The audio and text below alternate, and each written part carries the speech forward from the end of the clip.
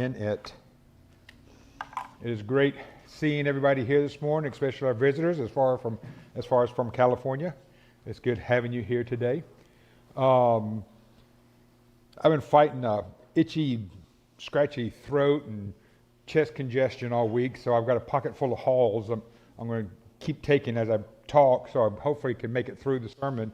Wednesday night I didn't have any halls, and I was coughing and gagging, and my side hurts my side and everything, so hopefully this morning I can make it through. We are continuing our study on Nehemiah. We only have one more week. We're going to look at chapters 11 and 12 today. 11 really short, and then chapter 13 next week, and we will finish up our study on Nehemiah. Today we're going to have just a little bit of information that I can really bring into today. But that's fine, especially the way my throat is going. But we can still pull information out of Nehemiah for us to apply to ourselves today. We're going to start in Nehemiah 11, verses 1 through the first half of verse 4. Now, the leaders of the people lived in Jerusalem, and the rest of the people cast lots to bring 1 out of 10 to live in Jerusalem, the holy city, while 9 out of 10 remained in other towns. Okay? So only 1/10. Remember, Jerusalem, and we'll look at a map here in a little bit, is small during Nehemiah's time. And everybody is living in there, so it's pretty packed with a few people they can bring in. So everybody else is living in other, as we're going to see, little shacks around or tents around Jerusalem, other towns and other villages outside of Jerusalem, where they've decided to bring in only 1/10 of the people outside of Jerusalem into Jerusalem, and going to do that by casting lots. Now, it doesn't say how they cast lots, and I've seen different ways of doing it. I've seen it where they'll take a bag and they'll throw, 9 black stones and 1 white stone, and then everybody reaches in, those 10 people, and will grab a stone, and then whoever grabs the white one could be the winner or the loser, depending on what they're doing. Of casting lots. I've also seen it with drawing straws, okay? And so they'd take 9 long straws and 1 short one, and then whoever, you pull it out, and then whoever gets it gets the short straw, and that's where that comes from. We don't really do too much casting lots today. I know in my family they did it back 4 generations. My father's grandfather, Green Jackson Tripp, had a big, I think it was a cotton plantation in southern Georgia, and he had 5 daughters and 1 son. My grandfather, I'm actually the last of the Tripp line, but he left when he was 19 and changed his name from Tripp to Smith and moved to Florida because he was the only son, so he was getting worked to death on the farm, and he didn't like that, so he moved. Well, when his father died, let me back up. His mother passed away, and his father remarried and had another daughter, so now there's 6 daughters. Well, when he died, they cast lots between the 6 sisters as who was going to get the farm. The 5 sisters didn't think the stepsister should be included, but she was part of the family, so they included her. Well, when they cast lots, however that was, that lot fell on the stepsister, and she gained the farm. Okay? They disowned her. The family disowned her because they didn't think she should get the family, get the farm. I come in back around 85 wanting to find out about my family tree. Didn't know anything about my dad's side. And I go up there to Georgia, and I start searching, literally going door to door, knocking. I'd say Tripp on their mailbox. I'd go knock on them. Do you know any of these people? And one lady I talked to, she was a professor at the college. She goes, no, that's not my side. But if you go up here to the post office, the postmaster is another Tripp line. So I go up there and I show him, my list. I've been doing this for days. And he goes, yeah, that's my family. It's like, sweet, I found my family. And I said, I'm the grandson of John Henry Tripp, the brother to the 5 sisters. Oh, there wasn't a brother. And I said, yeah, there was. He goes, no, there was only 5 sisters. No, there was a brother. And he goes, well, let's go talk to my mother. She knows. She's one of those 5 sisters. And she's sitting in the living room in a chair, rocker, And I go up to shake her hand, and she reaches up and grabs me by the face and turned my face side to side and says, "You're the spitting image of John Henry." And he looked at his mother and said, "Mother, who's John Henry?" He goes, "My long-lost brother." And he sat down. I'm going, "Yeah, I told you." And so I went, and it just so happened they were having a family reunion that weekend, and I went to it, and nobody knew I existed. You know, I was the black sheep, if you will.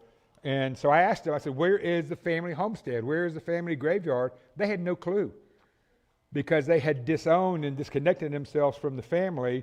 They didn't know where anything of the history was located. So I got off Saturday afternoon and went up, took away from there and went up and started literally driving around asking strangers, knocking on their doors and asking where it was at. And some guy finally told me it was. And I got a picture of the homestead. It had been moved. I got pictures, went up and knocked on the door of this sick sister and got all the information, got pictures and everything. And I went back Sunday morning to the reunion, and they said, "What, did you find anything?" "Oh, yeah, here." And I showed it all to them. They said, "You found out more in 2 days than we have in years." I said, "It's because I wanted to find out." But, it was casting lots can be a good thing, but casting lots in my family was a bad thing. It separated the family. Going on, verse 2. "And the people blessed all the men who willingly offered to live in Jerusalem. These are the chiefs of the province who lived in Jerusalem, but in the towns of Judah, everyone lived on his properties in his towns. Israel, the priests, the Levites, the temple servants, and the descendants of Solomon's servants. And in Jerusalem lived certain of the sons of Judah and of the sons of Benjamin of the sons of Judah." The last part of verse 4 all the way down to verse 24 lists the people who lived in Jerusalem and their positions in the city. Verses 25 through 36, the rest of that chapter, lists the villages outside of Jerusalem. And again, I'm not going to waste the time this morning to go over that. If you want to read all the people who lived in Jerusalem and the towns around it, feel free to read the rest of 11. Going on to Nehemiah chapter 12, the first half of verse 1. "These are the priests and the Levites who came up." And again, it goes into the second half of verse 1 all the way down to verse 25, listing the priests and the Levites and the heads of the fathers' houses. Then in verse 26, "These were in the days of Jehoiakim, the son of Jeshua, son of Jozadak, in the days of Nehemiah, the governor, and of Israel, and the priest and scribe." Okay, Jehoiakim was at this time the high priest. He is identified as the son of Jeshua, the first high priest after the return from the Babylon captivity. This lineage underscores his importance in the priestly line, which tracks back to Aaron, who, if you remember, is the brother of Moses. Okay? So this is that line coming down from Moses and Aaron and coming all down through that priestly tribe. And that's who this is. And it's a historical landmark, if you will, to that time period. And things like that are important whenever they go through history, and that name will come up again, and then we get a time frame through history which helps to show that the Bible is true. Going on, verse 27. "And at the dedication of the wall of Jerusalem, they sought the Levites in all their places to bring them to Jerusalem to celebrate the dedication with gladness, with thanksgiving, and with singing, with cymbals and harps and lyres." We don't really do any kind of celebrations per se in the church, but they're bringing in all these Levites, the priests, to Jerusalem to dedicate the walls that they've rebuilt. Okay, let me give you a local example. Airway Heights has been meeting in a center, I guess a community center at an apartment complex. They just recently, I think it was in August, managed to buy a building. I was just talking to our daughter today. She goes to Airway Heights, and they are in a process of painting it and replacing the carpet and everything. And they're hoping that by next month, they were hoping by the middle of this month, but it might be next month before they can actually move in. And she's hoping that they can get it up and running so that they can have the Fifth Sunday singing out there. Okay? That'd be something as a congregation in this area, that we need to go out there and celebrate with Airway Heights. Because, for those of you who might know, Airway Heights was a planted church. I think it was 3 couples from the valley that went out there and started that and planted that out there. And it has now grown to the size to where they've actually bought their own building and are going to have their own, place in Airway Heights. And we need to go out there and help them and celebrate with them and dedicate with them, that achievement. Because that is awesome. The way the churches are decreasing, we're actually increasing out there. And so we as a family need to go out there and help them in every way we can in celebrating getting that church started. Verse 28, and the sons of the singers gathered together from the districts surrounding Jerusalem and from the villages of the I've been practicing this, Netophathites, also from Bel Gilgal, from the region of Geba and Asmaveth, and from the singers had built for themselves villages around Jerusalem. And the priests and the Levites purified themselves, and they purified the people and the gates and the wall. Okay, so they're purifying the new walls, the new gates, the new doors, and everything for this dedication that they're going to do to celebrate their achievement. They're bringing Jerusalem back from the rubble. Now you should recognize this picture. This is supposedly what Jerusalem looked like during the time of Nehemiah. I've zoomed in on it so that we can have the scripture beside it. And if you remember, down here on the bottom, is the dung gate. We should remember that because whenever Nehemiah came to Jerusalem during the night, he got on his donkey and he came out of the valley gate, came over into the dung gate, up here to the king's pool and the pool of Solomon, and there was too much rubble to get through, so he came out of the fountain gate, okay? So that's where we're at, and we're going to be looking at this southern wall and this northern wall in these next few verses. Verse 31, then I brought the leaders of Judah up onto the wall and appointed 2 great choirs that gave thanks. One went to the south on the wall to the dung gate. So they're up on the wall celebrating. And after them went Hosea and half of the leaders of Judah, with the musical instruments of David, the man of God, and Ezra the scribe went before them. At the fountain gate, we're going to come up here counterclockwise. So from the dung gate, they come up here to the fountain gate. They went up straight before them by the stairs of the city of David at the ascent of the wall around the house of David to the water gate on the east. And remember, this is the city of David, the old city of David. And so they come from the dung gate, the fountain gate, and up here to the water gate. Now let's go up to the north. Verse 38. The other choir of those who gave thanks went to the north, and I followed them with half of the people on the wall, above the tower of the ovens, which here is labeled the tower of the furnaces. But as we're going to see, this is where it's at because we're going to come up this way. Okay, so the tower of the ovens to the broad wall. Now, if you'll notice on this drawing, hopefully you can see it, you can see here this is a thicker line than here, and then this is a thicker line. So that's going to be the broad wall that we see here. In verse 39, and above the gate of Ephraim, which is right here, and by the gate of Yeshana, which I'm going to say that is the old gate because we're doing it in a clockwise position here. So the old gate. And the tower of the 100,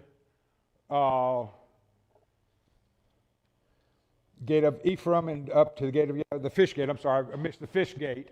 Okay, then the tower of Hanil. And the tower of the 100, which I'm going to assume is this here, the tower of the Mech. So that's going to be the next one that we read. To the sheep gate, which is here. And then they came to a halt at the gate of the guard, which I'm going to say is this Mifkad gate. So we see here the half of the people went to the southern side, and half the people were on the southern wall, praising, singing, musical instruments, and everything in dedication of the wall.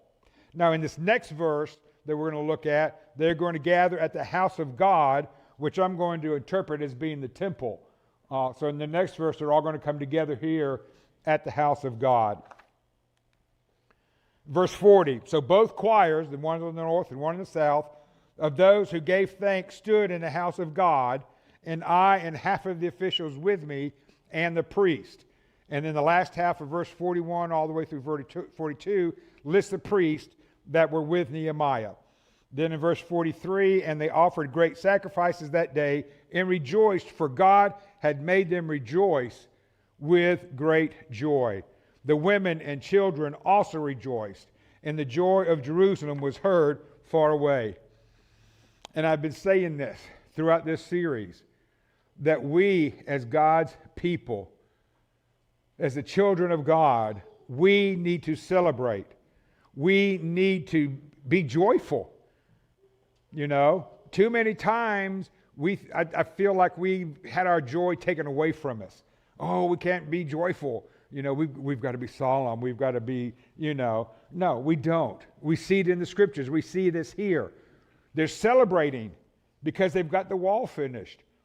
We as Christians need to celebrate when we have great things happen in our lives, And even when we have deaths, we've had a death in our family.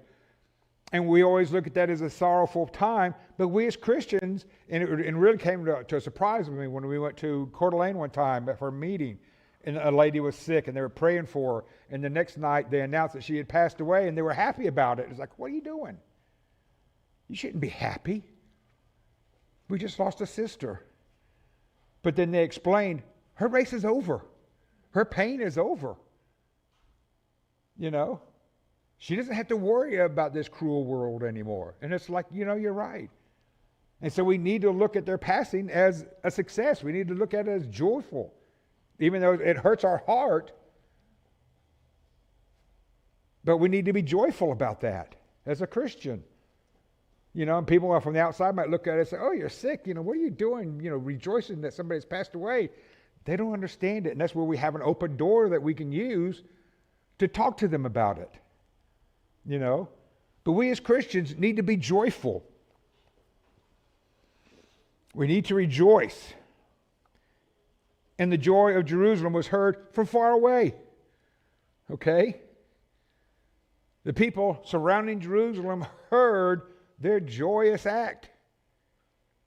What were y'all doing? I've shared with you before when I went through the door knocking campaign down in Niceville, Florida.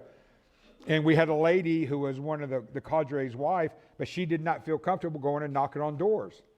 And she was at the laundry, doing laundry for the group, for her and her husband or whatever. And she got to talking to another lady there in the laundromat.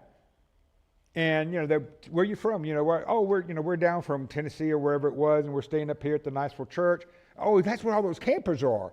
Yeah, I saw that. She goes, well, what are you doing here? Where are all those campers? And so she shared the message with her that she couldn't do door knocking. And she took the lady up to the church and handed her off to somebody else to do the Bible study with. We're not commanded to lay the seed and to preach it to them and baptize them and everything. All we're instructed to do is lay the seed. And she did. And she took them to somebody else to continue, and she was baptized. She shared her joy. And that's what we as Christians need to do every day, is share our joy to where people know who we are. Continuing on, verse 44. On that day, men were appointed over the storerooms, the contributions, the first fruits, and the tithes to gather into them the portions required by the law for the priests and for the Levites, according to the fields of the towns. For Judah rejoiced over the priests and the Levites who ministered. And they performed the service of their God and the service of purification, as did the singers and the gatekeepers, according to the command of David and his son of Solomon. Last week, we had our required state meeting for the corporation so we can keep our tax-exempt status. And Alex brought up, what we have spent so far in the year.